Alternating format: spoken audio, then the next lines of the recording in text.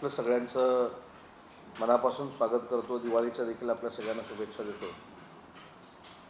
आणि आपल्याला माहिती आहे, काल एक ट्विट पूर्ण महाराष्ट्राच्या देशाच्या पातळीवर गाजलं. ते म्हणजे हराकल अल मुखवाना अल इस्लामिया. हा कदाचित लॉंग फॉर्म कोणाला ट्विट करणाऱ्यांना माहीत नसेल. हमासवर जे ट्विट केलेलं होतं आणि त्याच्यानंतर ते काढून टाकण्यात आलं. या संदर्भामध्ये ज्या पद्धतीनं आपल्या राज्याचा, आपल्या देशाचा काहीही संबंध नसताना महाराष्ट्रामधनं जे ट्विट केलं जातं आहे किंवा महाराष्ट्रामधनं ह्याच्यावर ज्या काही पत्रकार परिषदा घेतल्या जात आहेत, या संदर्भातली आमची भूमिका मांडण्यासाठी ही पत्रकार परिषद आहे. आपल्याला माहिती आहे की पॅलेस्टाईन आणि इस्रायलच्या वादासंदर्भात मला जास्त काही ह्या ठिकाणी इतिहासात जाऊन बोलायचं नाही. परंतु हमासनं जे काय हल्ले केले, 1400 लोक इस्रायलची मारली, 200 ते 300 लोक किडनॅप केली, त्याच्यानंतर हे युद्ध सुरू झालं, हा संघर्ष सुरू झाला. आणि हमास ही संघटना जी आहे ती कुठच्याही परिस्थितीमध्ये इस्रायलच्या लोकांना स्वस्थ बसू द्यायचं नाही, त्यांना व्यवस्थित जगू द्यायचं नाही, अशासाठी निर्माण केलेली ही संघटना आहे. आणि गेली कित्येक वर्ष इस्रायलच्या बाबतीमध्ये आक्रमकरित्या जशी दहशतवादी संघटना आहे त्याच पद्धतीनं ती काम करते. आणि ही काम करत असताना याची सुरुवात कधी झाली या इतिहासामध्ये देखील मला जायचं नाही. काल जो हिटलरचा उल्लेख झाला, हिटलरने किती लोकांची कत्तल केली, मग हिटलरनं काय केलं, मग हमासनं काय केलं, मला असं वाटतं की याच्यामध्ये एकाला एक न्याय आणि एकाला एक न्याय असं सरकारच्या माध्यमातून होणार नाही.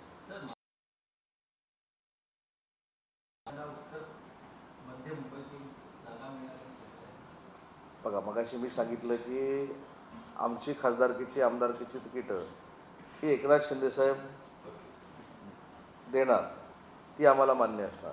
आता माधुरी दीक्षितना भाजपची उमेदवारी मिळणार का हे जर मी बोललो तर उद्या परत हीच पत्रकार परिषद होईल आणि ते म्हणतील की भाजपची माधुरी दीक्षितला उमेदवारी द्यायची आहे की अन्य कोणाला द्यायची आहे, हा भाजपचा अधिकार आहे, याच्यामध्ये उदय सामंतचा संबंध नाही आणि ते योग्य आहे.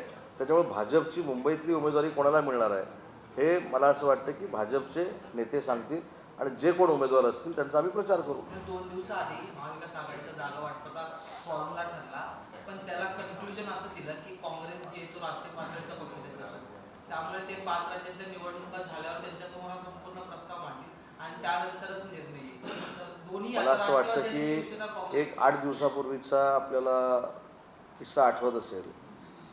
बिहारच्या विधानसभेच्या फोरमवर बिहारच्या मुख्यमंत्र्यांनी जे अतिशय वाईट वक्तव्य केलं, अशी व्यक्ती त्या अलायन्समध्ये असताना देशातल्या महिला त्यांना मतदान करतील असं मला वाटत नाही. आणि बघा, त्या 8 दिवसापूर्वीच्या प्रकरणानंतर सगळे हळूहळू मागे आलेले आहेत.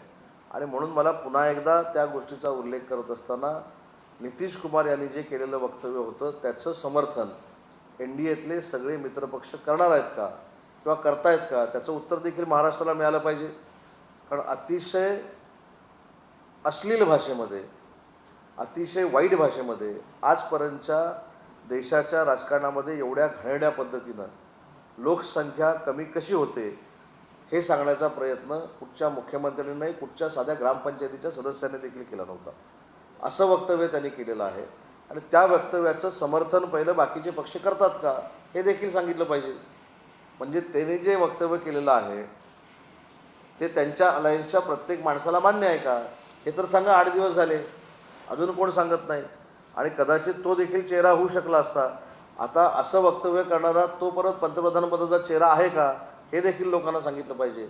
त्याच्यामुळं जी अलायन्स पंतप्रधानपदाचा उमेदवार ठरवू शकत नाही त्यांना आमच्या अलायन्सचा पंतप्रधान होणार आहे हे सांगण्याचा अधिकार नाही. सर, हिवाळी अधिवेशनामध्ये मराठा आरक्षणाच्या संदर्भात विशेष चर्चा होईल का?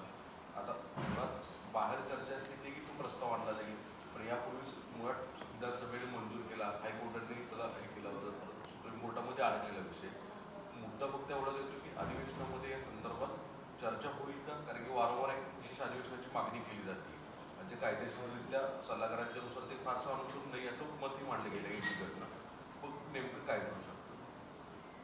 तर याबाबतीत चर्चा व्हायला काहीच हरकत नाही, कारण शेवटी अधिवेशन घेण्यापेक्षा योगायोगानं 7 तारखेपासून अधिवेशनच आहे आणि आमदारांची मागणी देखील मराठा आरक्षणावर चर्चा घेण्याची आहे आणि त्याच्याबद्दलचा संदर्भित जो एक कमिटी आहे त्याच्या संदर्भात, त्याचे अध्यक्ष ॲडव्होकेट राहुल नार्वेकर साहेब आहेत, मुख्यमंत्री महोदय त्याच्यामध्ये आहेत, दोन्ही उपमुख्यमंत्री आहेत, दोन्ही विरोधी पक्षनेते आहेत, आम्ही देखील 5-6 जण त्याच्यामध्ये आहोत कामकाज सल्लागार समितीमध्ये. तर त्याच्यामध्ये तो निर्णय होईल. पण मराठा आरक्षणाच्या बाबतीमध्ये सभागृहामध्ये चर्चा व्हायला कुठची अडचण आहे असं मला वाटत नाही. सर, 2024 को लेकर महाराष्ट्र में भारतीय जनता पार्टी की तरफ से माधुरी दीक्षित उनको दक्षिण मध्य मुंबई की सीट देने वाली, इसका फटका अरविंद सावंत को बैठ सकता है क्या? भाजपा में किसको टिकट देना है और टिकट नहीं देना है, माधुरी दीक्षित को देना है और किसी को देना है, पूरी जिम्मेदारी भाजपा के लीडर लोगों की है. उसमें मुझको बयानबाजी करने की ज़रूरत नहीं है, मुझको उनको एडवाइस देने की ज़रूरत नहीं है.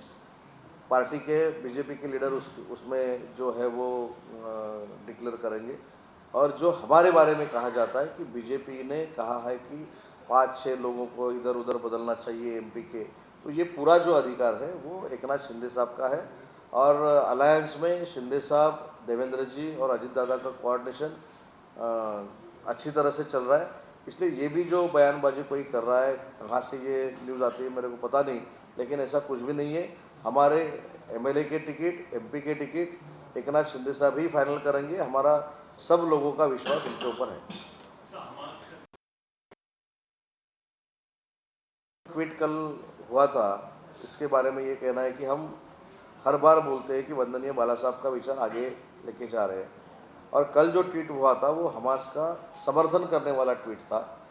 तो ये बाला साहब ठाकरे साहब का विचार था, तो ये विचार नहीं था. और इसलिए जो हर सुबह बयान ये कहा है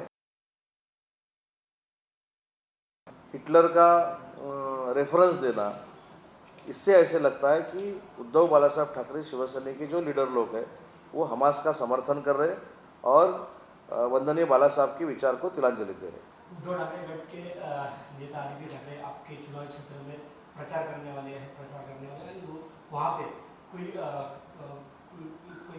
लोगों की समझ